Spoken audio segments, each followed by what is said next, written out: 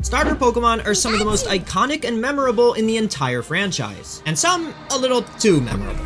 But the first time anyone has ever played a Pokemon game, it all began by choosing one to be your journey-long partner. In competitive Pokemon though, most starter Pokemon are just bad. To give some perspective, I think even the mediocre middle evolution Grotle has won more official tournaments than most of the fully evolved starters combined. But now, in a shocking twist, most starter Pokemon, even the bad ones, have suddenly become good. It turns out, all they needed was for Game Freak to ban all those broken legendary and paradox Pokemon. And this was such a big deal that we've already seen over a dozen different starter Pokemon come within reach of the championship title in all of the official tournaments so far. And we've even seen players succeeding with multiple bad starters on one team, some going as far as using the starter exclusive moves as well, but we'll get to that strategy later. So what are these bad starters that finally got good? And what are their unique strategies that suddenly worked once the overpowered Pokemon all got banned? Well, let's start with the most popular one right now, Primarina. And let me just say, I'm only talking about the bad starters. So no Incineroar and Rillaboom this video. Anyway, Primarina is probably most famous for being one of just a few Pokemon who resist all of the moves from both Urshifu. And with a good special attack stat, decent defenses, and a type combination made up of two of the best types in the game, Primarina always had potential. But while it came close to reaching that potential in Sword and Shield, why has Primarina become both the most commonly used water type and the most commonly used fairy type only now when the Pokemon it has its best matchup against is banned? Well, that's in part why. The competition for water type attackers is lower right now with legendaries like Urshifu and Ogerpon banned. And with the best fairy type attacker sent back to its time machine, the door was left wide open for Primarina to become the premier special attacker. But that's not all. Primarina has a unique ability that no other Pokemon shares, Liquid Voice, which turns all of its sound-based moves into water-type ones, regardless of the move's original type. And as much as I think Game Freak has left the door open to possibly adding a sound type one day, no such type exists yet.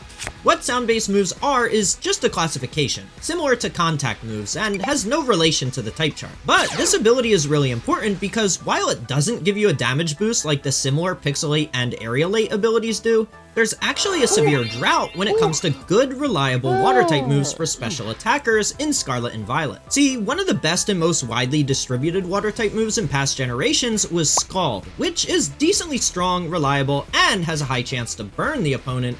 But in Scarlet and Violet, it can no longer be learned by a lot of the water-type Pokemon that previously could. So without an ability like Liquid Voice, the best water-type moves for special attackers are ones like Muddy Water, which damages both opponents but misses when you need it most, Surf, which hits both opponents at 100% accuracy but damages your allied Pokemon too, and Hydro Pump, which only hits one opponent and somehow always misses except when it's used against you. And that's where an unassuming normal type move that almost every Pokemon can learn comes into play, Hyper Voice. This decently powerful move hits both opposing Pokemon at 100% accuracy without any drawbacks. Hyper Voice, as the name suggests, is one of these sound-based moves. So Primarina with its Liquid Voice is one of the few special attacking water-type Pokemon that actually has a strong and reliable water-type move. But there's one more big reason players are using it right now. And I mean literally big, Dondozo.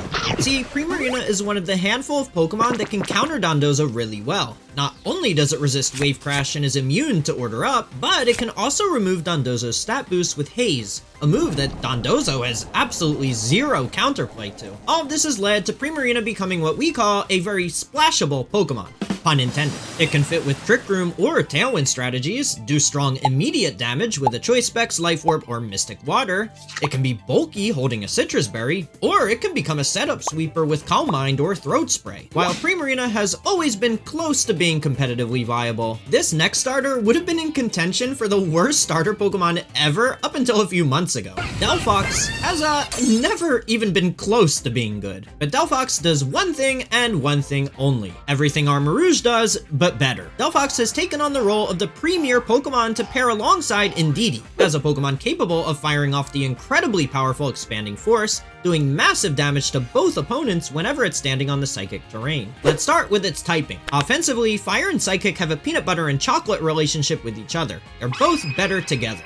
No single type in the game can resist them both. How about Delphox's stats? Well, while Delphox has a slightly lower special attack than Armarouge, it's much faster, which is really important because it can outspeed Pokemon like Garchomp, Owlfin, and Goldengo, all threatening Pokemon for a slower fire and psychic type. And those are all Pokemon that Armarouge can't outspeed. Unlike Primarina though, Delphox doesn't have a good ability. Magician is magically mediocre, so it's pretty much forced into using Blaze, which is okay. I mean, it sometimes comes in handy, but some fire-type feline starters got abilities that are much better. Delphox, though, as an all-out offensive Pokemon with a Choice Specs or Life Orb for even more damage, has seen a number of players use it to great success. And speaking of fire-type starters who are all about offense, let's talk about Blaziken next. But while Blaziken may be all about offense, I'm all about getting things done. Whether it's working on a new script or working out at the gym, there's always either people talking way too loud or bad music blaring through the gym speakers. And that's where my Raycons have really come in handy. Because with Raycon's active noise cancellation, I can just drown out all the loud noise, put on some good music, and just focus on getting stuff done. They're also just super comfortable. Even when I'm running, their gel tips allow them to still sit perfectly inside my ear. It doesn't even matter how much I sweat thanks to their weatherproofing and sweat resistance. And if you're like me and always forget to charge stuff in advance, Raycon's quick charge function gets you 90 minutes of battery for just 10 minutes of charging, which has saved me more than I can count. So head to buyraycon.com/RayRizzo to get 20% off the best-selling everyday earbuds brought to you by Raycon. That's buyraycon.com/RayRizzo to get your own pair of everyday earbuds 20% off. Thanks again to Raycon for supporting this channel. Now, back to the video. Blaziken has also surprised everyone with a number of top finishes recently, but unlike Delphox, we saw a lot of variety in how Blaziken was used. But first, we need to talk about its ability, Speed Boost. This is a really powerful ability because every turn it just gets faster and faster, to the point where not even Choice Scarf Pokemon or setting up Tailwind can allow you to outspeed it. Blaziken has always been a solid Pokemon in single battles, but in double battles it's never been all that good. Fire and Fighting is a phenomenal offensive type combination as no single type resists both of them, so in tandem with the Speed Boost ability you'd think it would be insane, but Blaziken is kept in check by two big weaknesses. The first is its good but not great attacking stats. See, Blaziken is built to be more of a mixed attacker, but as we've already discussed a few times on this channel, most Pokemon are better off with their stat points more heavily distributed into just one attacking stat. To be fair, Blaziken does get some really high base power fire and fighting type moves of both the physical and special variety, but they're all single target attacks with downsides. Which leads me to the second big weakness, its defenses. Blaziken is incredibly frail, and when you factor in that a lot of its best moves either lower its defenses or reduce its HP, it becomes really easy to KO in return. So that's what's always held Blaziken back. But why is it doing so well right now? Well, one way players have been using Blaziken is with the move Coaching. Coaching raises your ally's attack and defense by one stage, which also ignores opposing redirection moves and still gives your ally the boost even if they use the move Protect. In fact, this strategy is very reminiscent of one we've seen a lot previously. One of the now banned Pokemon, Gouging Fire, did something similar. The booster energy held item would activate its photosynthesis ability, giving it a speed boost just like Blaziken can get with his ability. And Gouging Fire could also power up its ally's attack with the move Howl, which is similar to Coaching but without the defense boost. And the most common recipient of those Gouging Fire Howl boosts was King Gambit, who is still legal and also being used to receive Blaziken's Coaching boost. But the other way players use Blaziken is much more unique. I alluded to it earlier, but we've also seen a successful use of Blaziken in tandem with other starters like Rillaboom and Empoleon, where each of them have their respective pledge move. The pledge moves are limited to only starter Pokemon, but they have a very unique mechanic. Think of it like the Dragon Ball Fusion Dance. If both of your Pokemon on the field use their respective pledge moves, the faster of your starters uses their pledge as a simple power-up, doing no damage. But the slower of your two starters, no matter how slow they are, moves immediately after, using their pledge move to do damage, but powered up to a massive 150 base power. And that's not all, because when you use the pledge moves in combination like this, you get a special bonus effect for 4 turns. And some of these effects are downright broken. Fire and Water creates a rainbow that doubles the chance of secondary effects like Rock Slide flinches and Ice Beam freezes. Fire and Grass creates a burning field reminiscent of Gigantamax Charizard's signature attack. damaging all non-fire type opponents by 1/8 of their total HP at the end of every turn. And Water and Grass creates a swamp, reducing all your opponent's Pokemon's speed by 75%. Because of Blaziken's speed boost, this souped up pledge attack will usually be hitting the opponent before they can even move, even with slow but strong starter Pokemon like Empoleon and Primarina. And it'll even be those stronger yet slower starters who will be damaging the opponent with the 150 base power move rather than the slightly weaker Blaziken. It's scary how many Pokemon you can outright one-hit KO with this. Adding that to the extremely strong bonus effects is exactly why this pledge strategy was able to achieve such strong finishes at recent official regional championships. Speaking of Empoleon, did you know that other than Incineroar and Rillaboom, it's the only other starter Pokemon to have won the World Championship? For the past decade though, Empoleon has been pretty terrible. Even after Game Freak buffed it by replacing its Defiant ability with Competitive, a more fitting ability since it is a special attacker after all, it still wasn't good. That is, until now, where it featured a prominent role on the aforementioned pledge teams. But that wasn't all it did. We've seen throughout Scarlet and Violet how strong Yawn Dondozo can be, even without Tatsugiri. Well, Empoleon also happens to be a bulky water type that can learn Yawn. So you can use Empoleon the same way you would a Yawn Dondozo. But you have some flexibility. If the opponent ever lowers your stats with something like Intimidate or Snarl, you can pivot from being just a support and become a big offensive threat. Or if you have one of your other starters out on the field at the same time, now you can launch an insanely powerful pledge attack. While Empoleon hasn't exactly caught on with more standard teams, or been one of the more commonly used starters period, I think it's notable that it's finally had multiple really good showings at official tournaments, and in such unique ways. And somehow, not that far behind Empoleon, its pre-evolution Prinplup even finished in the top 64 at a recent regional championship. Alright, next up is Cinderace, a Pokemon who, as the name literally suggests, was one of the ace Pokemon you could be Dynamaxing back in Sword and Shield. Its signature ability, Libero, changed its type to match the type of the move it selected each turn. Not only did this give you a lot of flexibility defensively, similar to the way we see a lot of Pokemon utilizing the Terastallization mechanic, but Libero's constant type changing also effectively gave Cinderace the same type attack bonus on all of its moves, significantly boosting its offensive power. In Scarlet and Violet though, Libero was hit with a massive nerf. It now only changes Cinderace's type once every time it enters battle. So you can't repeatedly change its type every turn the way players did in Sword and Shield. Because of the nerf, Cinderace didn't see any play throughout all of Scarlet and Violet. That is, until now, where its speed and power became good enough in a format without legendaries and paradox Pokemon. It had a good showing early on at the Baltimore Regional Championships with a Choice Band set, which makes a ton of sense for it, because you no longer benefit from using a different move every turn the way you did before the nerf. And while we're on the subject of changing your type every turn, let's talk about Greninja next. Greninja has the exact same ability as Cinderace, just with a different name. And just like Cinderace's Libero, Greninja's Protean was nerfed in Scarlet and Violet in the exact same way as well. Greninja actually had a lot of high finishes at tournaments way back in 2018, but it's never seen any success since. And this is the theme of the video, so I'll say the phrase once again.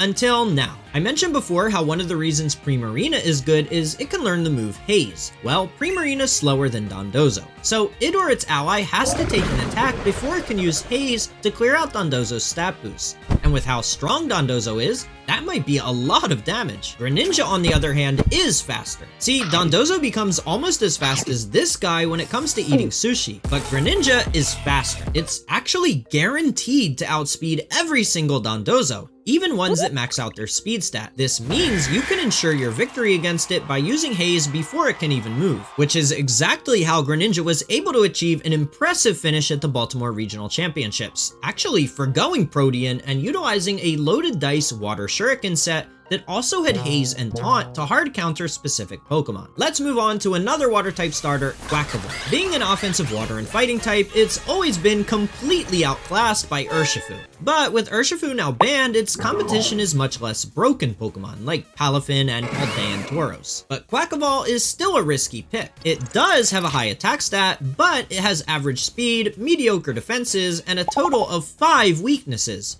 And without a move that always critical hits, you have to choose between an item like Focus Sash to keep it alive longer, or a Clear Amulet to protect its all-important attack stat from things like Intimidate. But with all that said, it's one of the few Pokemon who can completely snowball out of control. It gets the ability Moxie, which gives it an attack boost anytime it lands a KO. It also gets a signature move, Aqua Step, which does pretty good damage and boosts its speed after every use. So you can see what the dream scenario is. Use Aqua Step to knock out an opposing Pokemon, and you're not only doing damage and picking up a KO, but boosting both your attack and speed in the process, which will make it even easier to pick up more KOs on future turns. Whack-A-Mole ended up with a 33rd place finish at the Baltimore Regional Championships, which is its best performance to date. The other two Paldean starters have already had a lot of success in the early days of Scarlet and Violet before the legendary and paradox Pokemon were even introduced, so I'll only cover them briefly. Skeleturge has multiple top 16 finishes at regional championships a couple years ago, while Meowscarada actually won the first ever Scarlet and Violet regional championship. Meowscarada is still all about speed and offense. Its signature flower trick always critical hits, which, as we've seen with Urshifu, is an incredibly valuable trait to have. Knockoff does a ton of damage while also disrupting opponents' strategies by removing their held items, and Sucker Punch gives you an increased priority move to still dish out big damage even when the opponent gains control of the speed of the battle with moves like Tailwind or Trick Room. Skeleturge and its Unaware ability turns it into a great counter to stat boosting Pokemon like Volcarona, and depending on its Terra type, even huge threats like Dondozo and Kingambit, especially if it's carrying the move Will-O-Wisp. While neither is a force they once were in the early days of Scarlet and Violet, at least they're back to being solid picks. I also want to briefly talk about a pair of grass type starters who have historically been pretty mediocre, and to be honest, have continued to be mediocre at the regional championships we've had so far this year. But they've actually seen some success recently in the official online tournaments, the Grand Challenges. Chestnut has the ability Bulletproof, which gives it an immunity to what Pokemon calls Ball and Bomb moves. This actually includes some really important moves, like Shadow Ball, Sludge Bomb, and Weather Ball. So when you combine that with, say, a Steel-type Terrestrialization, suddenly really common Pokemon like Goldengoat and Pelipper have a really hard time damaging you. Chestnut can also utilize a number of different strategies, like Belly Drum, Iron Defense plus Body Press, and even one of the best support moves in Wide Guard. Serperior, on the other hand, is a lot less flexible. It's fast and can paralyze opponents with Glare, and its ability Contrary lets it use Leaf Storm without the special attack drop, turning it into a special attack boost every time you use it instead. It can even opt for a Stellar Terra type and turn those Stellar Terra Blast special attack drops into boosts as well. Alright, no video about starter Pokemon would be complete without covering the original three. Charizard and Venusaur have historically been some of the strongest starter Pokemon ever. Blastoise, on the other hand, has barely even been a viable Pokemon for most of its history. But at the recent Louisville Regional Championship, Blastoise managed a top 64 finish on a rain team, where it utilized Indeedee's redirection and terrain support to freely boost both its special attack and speed with Shell Smash,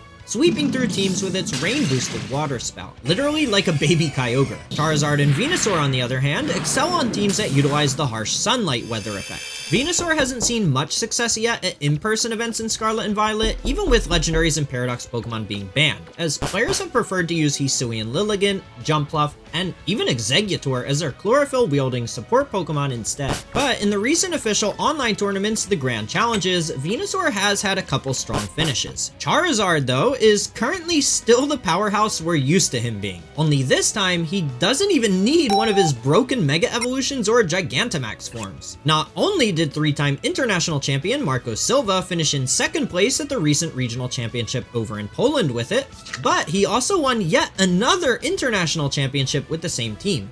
One that featured a Choice Specs Charizard and its incredibly powerful Solar Power ability to absolutely torch everyone with his really creative Sun team. But Charizard isn't the only starter Pokemon that's found success on Sun teams. Hisuian Typhlosion has a second place regional championship finish as well. Most Hisuian Typhlosions are played in a similar way, just like Charizard. All out offense. But while Charizard's reliant on the weather to do big damage because of its solar power ability, Hisuian Typhlosion isn't. It's instead reliant on its own HP stat. That's because it learns the strongest fire-type move in the game, Eruption. Eruption is a 150 base power move when at full HP that hits both opponents in double battles. So you can see the move's immense potential, especially when boosted even further by the harsh sunlight. The key to unlocking that potential, of course, lies in preserving its HP, keeping Eruption at or close to full power. But that's easier said than done. One option is to give your Hisuian Typhlosion a Choice Scarf, which allows it to outspeed almost everything in the game, hitting them with a full power eruption before they can attack. And with Hisuian Typhlosion being a Ghost type, it's immune to the move Fake Out, a common way players will try and punish Choice Scarf Pokemon who have no way to protect themselves. This is exactly how Wolf Glick used Hisuian Typhlosion at his 9th place regional finish in Baltimore. In addition to that, Wolf had redirection support in the form of Rage Powder from his Toedscruel to draw attacks towards it instead of towards Typhlosion. Since Wolf wasn't using the harsh sunlight to power up his Hisuian Typhlosion, he instead took that same Toedscruel and gave it the move Acid Spray, which would lower the opponent's special defense, allowing Hisuian Typhlosion, a special attacker, to do even more damage. But that wasn't the only way Hisuian Typhlosion was used successfully. Also with a top 16 finish was a Charcoal Typhlosion, which is an item we commonly see on Torkoal to boost the power of its eruption by 20%. And not even 20% of you guys are subscribed yet. So go hit that subscribe button right now so you don't miss any future uploads. Anyway, without the Choice Scarf held item like Wolf had, a Tailwind Volbeat, yep, you heard that right. A Tailwind Volbeat was used to ensure that Typhlosion would be moving before everything else thanks to Volbeat's prankster ability, causing Tailwind to activate before the opponents moved. Hey, with Tornadus banned, it actually makes total sense. Volbeat could also use Sunny Day to boost the power of Eruption even further. And similar to how Wolf had a Toedscruel to both redirect attacks away from Typhlosion with Rage Powder, but also amplify its damage with Acid Spray, this team utilized Indeedee as the redirection support thanks to its Follow Me, and an Espathra to drop opponent's special defense with its signature Lumina Crash. Honestly, both these teams were super creative with the Pokemon they chose to use, so it's great seeing teams like that have the kind of success that they did. But even giving Hisuian Typhlosion a choice specs and surrounding it with more standard picks like Joe Ugarte did on his 2nd place Louisville Regional Championship team has been incredibly strong as well. But regardless of the team, it's clear that you need at least 2 ways to increase Typhlosion's speed, amplify its damage, or redirect attacks away from it. Give it that, and it can single-handedly win you games. But Hisui brought us more than just Typhlosion. In fact, one of the worst starter Pokemon ever, Decidueye, is actually good now too. Yep, Hisuian Decidueye finished in the top 16 at the Dortmund Regional Championship, which is better than the OG Decidueye has ever placed in its entire history. Hisuian Decidueye is a grass and fighting type, so it has a whopping 6 weaknesses, which isn't great. This is made even worse since its speed is awful and its attack is even lower than Kamala, which I honestly forgot was even a Pokemon until I heard this dumbass who's somehow even worse at pronouncing names than I am. Kamala. So what's making Hisuian Decidueye so good right now? Well, let's start with its ability. Scrappy allows it to hit ghost types with its fighting type moves, which is massive in a format where Goldengo is on almost half of all teams. So rather than Goldengo resisting its grass type attacks and being immune to its fighting type attacks, Hisuian Decidueye now threatens to one-hit KO it with super effective damage. Not only that, Scrappy also prevents Hisuian Decidueye's attack from being lowered by Intimidate. And it turns out, Incineroar doesn't like taking fighting type attacks either. So in terms of the current metagame, Hisuian Decidueye has a great matchup into a lot of common Pokemon. But its 2 best moves are also of major importance due to a common mechanic they both share. Triple Arrows is its signature move, which is a 90 base power fighting type move with an increased chance to critical hit, and has a chance of flinching the opponent or lowering its defense. Yeah, this move is just as broken as it sounds. Decidueye's grass type move of choice is the 90 base power Leaf Blade, which, just like Triple Arrows, has an increased critical hit rate. While under normal circumstances, that only increases its chance of landing a critical hit from about 4% to 12.5%, if you combine that with the Scope Lens or Razor Claw held item, Hisuian Decidueye now has a 50% chance of either of those moves landing a critical hit. The last reason to use Hisuian Decidueye is one we've already covered multiple times in this video. It can learn the move Haze. And being a grass type means it resists both Wave Crash and Earthquake, 2 of Dondozo's most common and most powerful moves. Alright, we're nearing the end here, but I've got one last starter Pokemon to talk about. And surprise, it's the 3rd and final Hisuian starter, Samurott. Samurott would have definitely been in contention for the worst ever starter a few months ago, until former world champion Eduardo Cunha took Hisuian Samurott to a 5th place finish at the Lille Regional Championship. Hisuian Samurott gains the dark typing and trades its shell armor ability for a much more useful ability in sharpness. We've seen how good this ability is on Pokemon like Gallade, who has a number of top finishes no matter what Pokemon are allowed in any given format, legendaries or not. Sharpness gives what Pokemon calls slicing moves a 50% boost to their power. From making this video, I'm kind of realizing that Pokemon's got way too many subset categories of Pokemon attacks. But turns out, just like Gallade, Samurott learns a lot of really good slicing moves. Hisuian Samurott, though, just has an average speed stat. So, Eduardo gave his Assault Vest Hisuian Samurott the increased priority move Sucker Punch to get around it. Former world champion Brendan Zhang, on the other hand, who brought Hisuian Samurott to a top 64 finish at the Baltimore Regional Championship, decided to give his the Choice Scarf held item in order to flip its speed from being a weakness to a strength. And speaking of flip, he dropped the no longer needed Sucker Punch for the move Flip Turn, which is a water-type version of U-Turn. A great move to include when you have a good defensive switch-in. And Hisuian Samurott happens to have the perfect switch-in, Amoonguss, who resists any fairy, electric, fighting, or grass-type attacks that might be trying to prey on Hisuian Samurott's weakness to them. While Incineroar and Rillaboom are still the two most common and successful starters, it's a breath of fresh air that even at major official tournaments, we're finally seeing so many other starter Pokemon shine who have never before even seen the light of day.